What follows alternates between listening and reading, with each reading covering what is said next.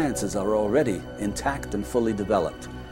Mathematics, astronomy, medicine, the complex enigmatic funerary texts. That knowledge is the legacy, and it takes but a few centuries to bring the execution of that knowledge architecturally and artistically to perfection.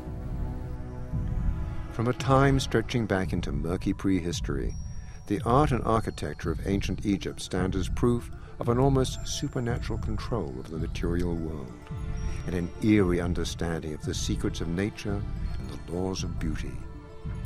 Nowhere is this more apparent than at the Cairo Museum, where hundreds of thousands of priceless treasures paint a very different picture of our distant, supposedly primitive past.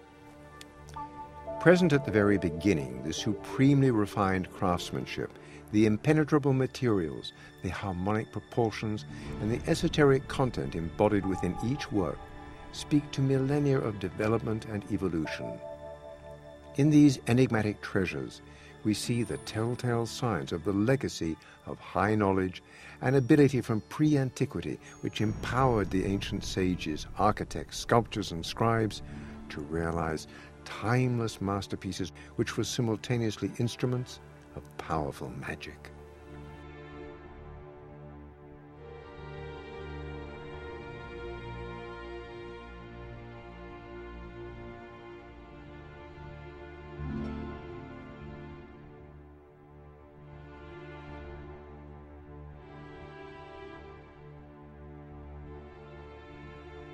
The Cairo Museum is a treasure trove, a kind of a giant warehouse filled with masterpieces.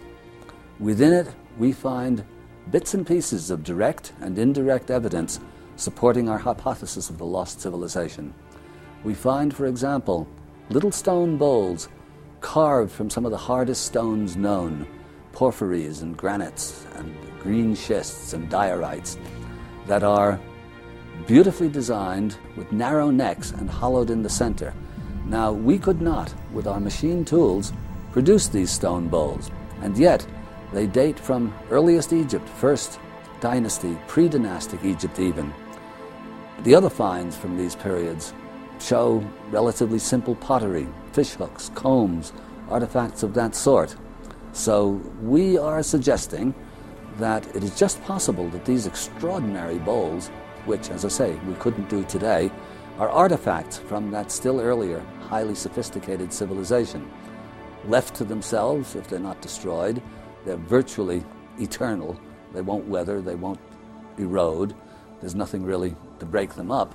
And so we're suggesting that, quite possibly, these were heirlooms handed down over the generations. What they were intended for, we don't know. All we know is that they're carved from stone. We could barely work today. We wouldn't know how to hollow them out. We don't know what they were used for, but there they are, beautiful.